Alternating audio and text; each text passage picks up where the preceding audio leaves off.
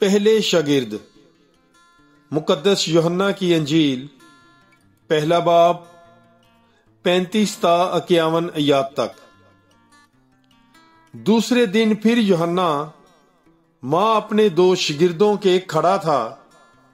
اس نے یسوع پر جو جا رہا تھا نگاہ کر کے کہا کہ دیکھو خدا کا برہ، اور ان 2 شاگردوں نے اس کی یہ بات سنی اور یسوع کے پیچھے ہو لیے۔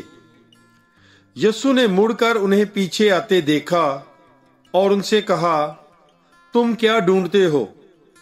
انہوں نے اس سے کہا کہ ربی، یعنی مترجم، اے استاد، تو کہاں رہتا ہے؟ اس نے ان سے کہا، آؤ دیکھ لو گے۔ پس وہ آئے اور جہاں وہ رہتا تھا دیکھا، اور اس روز اس کے ساتھ رہے، اور یہ 10ویں گھنٹے کے قریب تھا۔ ان دونوں میں سے جو یوحنا کی یہ سن کر اس کے پیچھے ہو لیے تھے، ایک شمعون پطرس کا بھائی اندریاس تھا۔ اس نے پہلے اپنے ہمشیر شمعون سے مل کر اس سے کہا کہ ہم نے ماشے، یعنی مترجم المسیح، پا لیا ہے۔ تب وہ اسے یسوع کے پاس لایا، اور یسوع نے اس پر نگاہ کر کے کہا کہ تو شمعون بن یونا ہے، تو کیفا، یعنی مترجم پطرس کہلائے گا۔ دوسرے دن اس نے جلیل کو روانہ ہونا چاہا اور فیلبوس سے ملا، اور یسوع نے اس سے کہا کہ میرے پیچھے ہو لے۔ فیلبوس اندریاس اور پطرس کے شہر بیت صدا کا تھا۔ فیلبوس کو نتھانیل ملا، اور اس نے اس سے کہا کہ جس کا ذکر موسیٰ نے تورات میں اور انبیاء نے بھی کیا ہے، ہم نے اسے پا لیا۔ وہ یوسف کا بیٹا یسوع ناصری ہے۔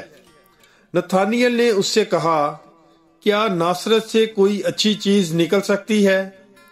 فیلبوس نے اس سے کہا، آ دیکھ لے۔ یسوع نے نتھانیل کو اپنی طرف آتے دیکھ کر اس کے حق میں کہا، دیکھو ایک حقیقی اسرائیلی، اس میں مکر نہیں۔ نتھانیل نے اس سے کہا، تو مجھے کہاں سے جانتا ہے؟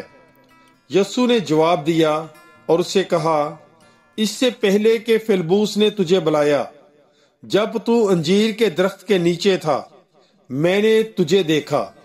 نتھانیل نے اسے جواب دیا کہ ربی، تو خدا کا بیٹا ہے، تو اسرائیل کا بادشاہ ہے۔ یسوع نے جواب میں اس سے کہا، کیا تو اس لیے ایمان لاتا ہے کہ میں نے تجھ سے کہا کہ میں نے تجھے انجیر کے درخت کے نیچے دیکھا؟ تو اس سے بھی بڑے بڑے ماجرے دیکھے گا۔ پھر اس سے کہا، میں تم سے سچ سچ کہتا ہوں کہ تم آسمان کو کھلا اور خدا کے فرشتوں کو اوپر جاتے اور ابن انسان پر اترتے دیکھو گے۔ پاک کلام کے پڑھے اور سنے جانے پر خداوند کی برکت ہو۔ خدا کا شکر ہو۔ God bless you. Bible is life.